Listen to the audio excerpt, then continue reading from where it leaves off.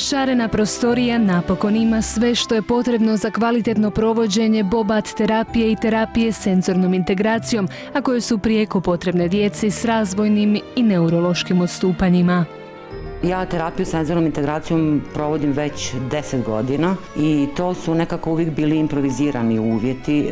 Na sreću to nije bilo opasno za djecu, jer uvijek to što sam improvizirala je bilo dosta sigurno, ali vrlo je teško raditi bez opreme. U cijelom svijetu se zna da terapija senzornom integracijom mora imati u sobi, pomične ljuljačke, valjke, kosine, bazen, a sve to da bi djeca što bolje te osjete iskoristili na kao svrsishodan cilj. Ono što je jako bitno u terapiji i terapiji bobat za djecu koje imaju smetnje motoričke i terapiji senzornoj je da se počne na vrijeme. Najmanje njih 7 na dan na terapiju senzorne integracije i bobat terapiju u Kninsku bolnicu dolaze djeca iz cijele županije, čak i šire.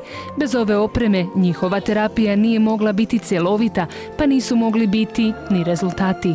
Zahvaljujući vama, dragi gledatelji, i donatoru Hrvatskom Telekomu, svaka terapija sada može biti kvalitetnija, ali i veselija.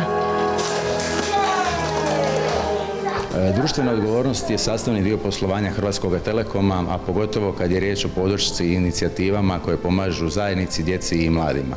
Kao višegodišnji partner udruge RTL pomaže djeci ponosni smo što smo svojim sudjelovanjem pomogli rad brojnih ustanova i onima kojima je pomoć najpotrebnija.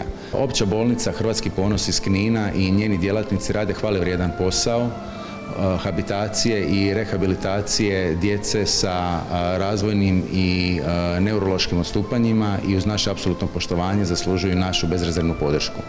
Mi u Hrvatskom Telekomu vjerujemo i zalažemo se za svijet boljih mogućnosti, a taj svijet počinje sa angažmanom svakoga od nas, kao poslovnih subjekata, pojedinaca i roditelja, kako bi onima kojima je pomoć potrebna omogućili da imaju priliku voditi sretniji i ispunjeniji život.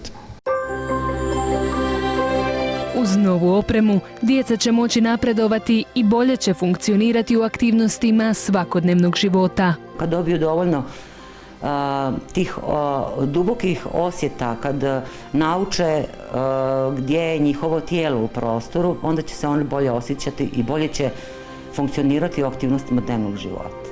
Ja sam jako sretna i zahvalna, i roditelji i djeca su isto tako zahvalni, jer imaju mogućnost vježbati i raditi u adekvatnom prostoru.